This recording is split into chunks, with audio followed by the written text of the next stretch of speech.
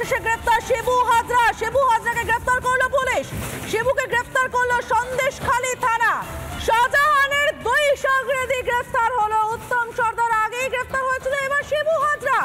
শেখ শাহজাহানকে গ্রেফতার কবে? যে শেখ শাহজাহানকে গ্রেফতার করার জন্য সন্দেশখালী জুড়ে দাবি উঠছে, সেই শেখ শাহজাহান কোথায়? অবশেষে গ্রেফতার হলো শিবু হাজরা। শিবু হাজরাকে গ্রেফতার করলো পুলিশ। শিবুকে গ্রেফতার করেছে সন্দেশখালী থানা। শাহজাহানের দুই সহযোগী গ্রেফতার। শেখ শাহজাহান গ্রেফতার কবে? নেজার থানা এলাকা থেকে গ্রেফতার করা হয়েছে শিবু হাজরাকে, এরকমটাই জানতে পারা যাচ্ছে এখনো পর্যন্ত। 11 দিন পর গ্রেফতার করা হলো শিবু হাজরাকে। শাহজাহানের দুই সহযোগী উত্তম সর্দার এবং শিবু হাজরা দুজনেই গ্রেফতার হলো। কবে গ্রেফতার হবে শেখ শাহজাহান? নেজার এলাকাতেই শিবু হাজরা ছিল, তার মানে 11 দিন ধরে নেজার এলাকাতেই কাছাকাছি শিবু হাজরা ছিল। জানতো না প্রশাসন? 11 দিন লেগে গেল জানতে যে নেজার থানা এলাকাতেই শিবু হাজরা রয়েছে। 11 দিন পর গ্রেফতার শিবু হাজরা।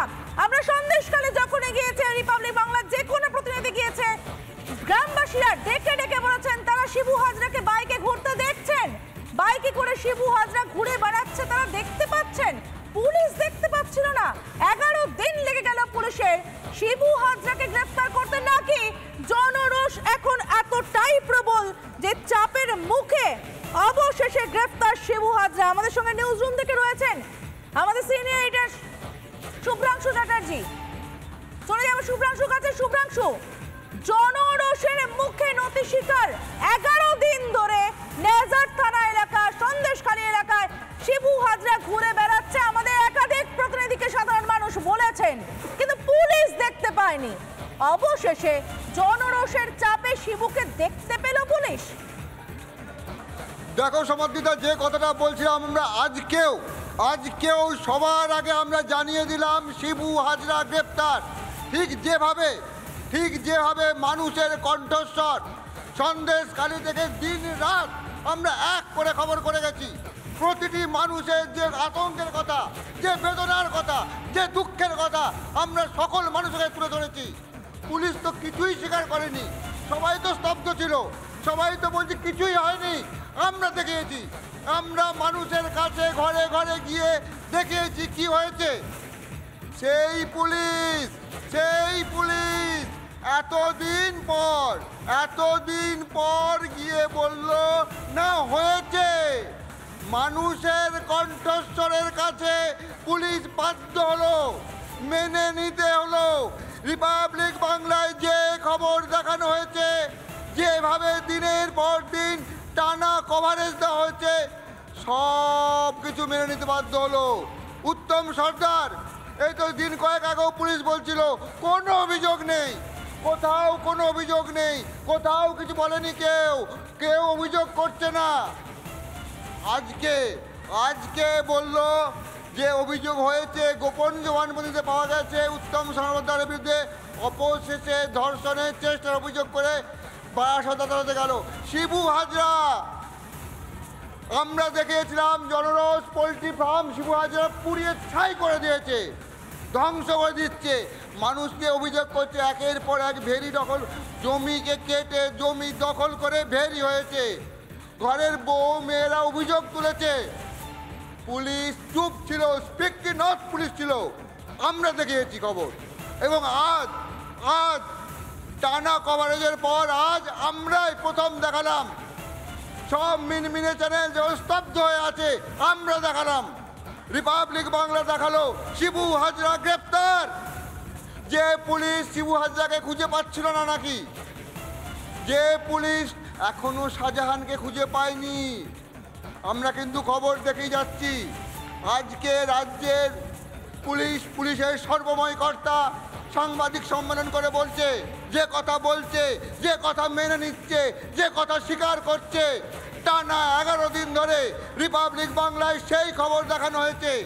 প্রত্যেক মানুষের মনের কথা, মানুষের ক্ষোভ, জনরসের কথা, এবং প্রত্যেক যে একের পর এই যে বিক্ষোভ, এগুলো কি এতটাই ভুল ছিল? এতটাই মিথ্যে ছিল।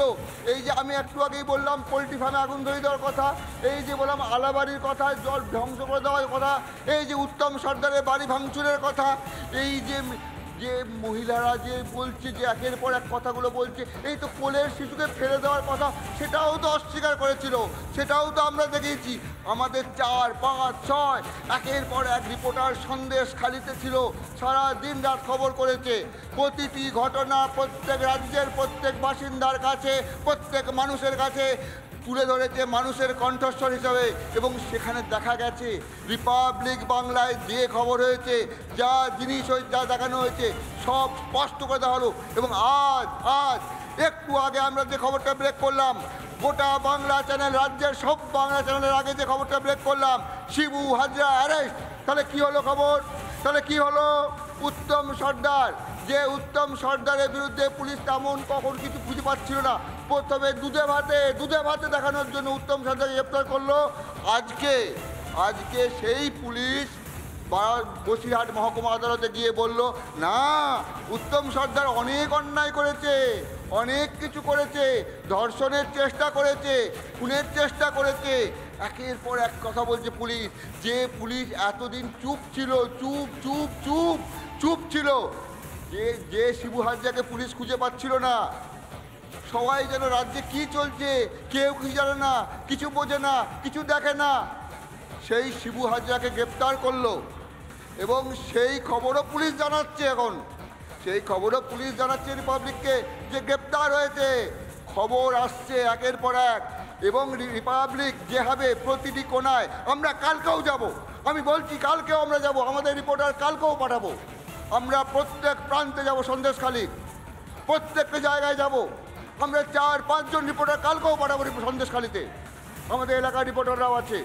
আমরা প্রত্যেকটা খবর, যেটা সত্যিকারের খবর, যা খবর মানুষের, যা আসল কণ্ঠস্বর, একদম শুভ্রাংশু, সঙ্গে থাকো, আমাদের সময়